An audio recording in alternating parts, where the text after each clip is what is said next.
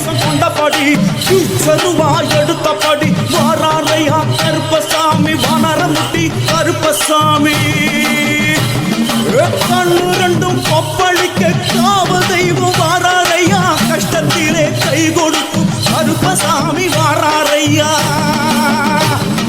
வழக்கு முகம் பார்த்துக்கிட்டு வழக்கு நாலு தீர்த்து போட குல தெய்வம் கருப்பசாமி ஊறி வாராரு பாருங்கய்யா